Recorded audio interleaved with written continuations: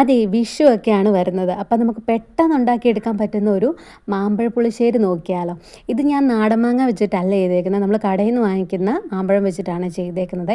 അപ്പം നമ്മുടെ channel subscribe ചെയ്യാത്തവരെല്ലാം ഒന്ന് സബ്സ്ക്രൈബ് ചെയ്ത് നമ്മുടെ വീഡിയോ ഒന്ന് ലൈക്കും ചെയ്ത് ഒന്ന് ഷെയറും ചെയ്ത് കൂടെ ഒന്ന് കമൻറ്റും ചെയ്തോണേ. അപ്പോൾ നമുക്ക് മാമ്പഴം എല്ലാം ഒന്ന് ക്യൂബായിട്ട് ചെറിയതായിട്ടൊന്ന് കട്ട് ചെയ്തെടുക്കാവേ. എന്നിട്ട് നമുക്ക് ആവശ്യത്തിന് ഒരു തണ്ട് കറിവേപ്പില ചേർത്ത് കൊടുക്കാം. അതുപോലെ തന്നെ മധുരത്തിനായിട്ട് ഒരു ചെറിയൊരു കഷ്ണം ശർക്കര ചേർത്ത് കൊടുത്തിട്ട് ആവശ്യത്തിനുള്ള വെള്ളം കൂടി നമുക്ക് ചേർത്ത് കൊടുക്കാം. എന്നിട്ട് ഒരു ശകല ഉപ്പും കൂടെ ചേർത്തിട്ട് വേണം ഇതൊന്ന് വേവിച്ചെടുക്കാൻ വേണ്ടിയിട്ട്. ഒരുപാട് നേരമൊന്നും വെക്കേണ്ട കാര്യമില്ല. ഒരു 2 തിളയൊക്കെ തിളയ്ക്കുമ്പോൾ തന്നെ വെന്ത് കിട്ടുമേ. അപ്പം നമുക്ക് അരപ്പ് തയ്യാറാക്കാം. തേങ്ങയും കുറച്ച് മുളക് പൊടിയും ഒരു ശകലം മഞ്ഞൾപ്പൊടിയും അതുപോലെ ആവശ്യത്തിന് കുറച്ച് തൈരും കൂടെയാണ് നമ്മൾ എടുത്തേക്കുന്നത്. ഇത്രയും മതി, വേറെ ഒന്നും ഇതിൻ്റെ അകത്ത് ചേർക്കേണ്ടത്. ഇതുപോലെ കുറാന്ന് അരച്ചെടുക്കണം.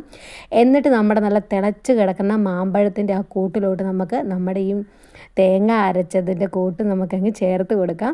എന്നിട്ട് ആ ഒരു പാത്രം കൂടെ കഴുകി നമുക്കൊരു ശകലം വെള്ളം അതിൻ്റെ അകത്തോട്ട് ചേർത്ത് കൊടുക്കാവേ.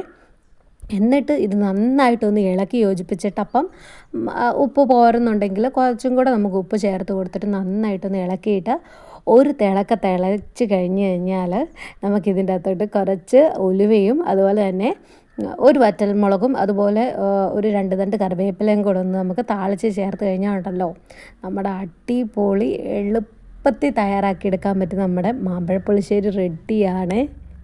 അപ്പോൾ എല്ലാവരും ഇതുപോലെ ഒന്ന് മാമ്പഴപ്പുളിശ്ശേരി ഉണ്ടാക്കണം. നമ്മൾ നാടൻ മാങ്ങ വെക്കുമ്പോഴും ഇതേ കൂട്ടൊന്ന് അരച്ച് ചേർത്തിട്ട് ഉണ്ടാക്കിക്കോ കേട്ടോ. ഭയങ്കര ടേസ്റ്റാണ്. ഭയങ്കര ടേസ്റ്റ് എന്ന് പറഞ്ഞാൽ ഇതൊന്ന് ട്രൈ ചെയ്ത് നോക്കിയിട്ട് കഴിച്ച് നോക്കണം. അപ്പോഴേ നമ്മൾ സാധാ രീതി വെക്കുന്നതും ഈ രീതി വെക്കുന്നതും തമ്മിലുള്ള വ്യത്യാസം എന്നാന്ന് നമുക്ക് മനസ്സിലാവത്തുള്ളൂ. അപ്പോൾ എല്ലാവരും ട്രൈ ചെയ്ത് നോക്കുക. Okay, bye.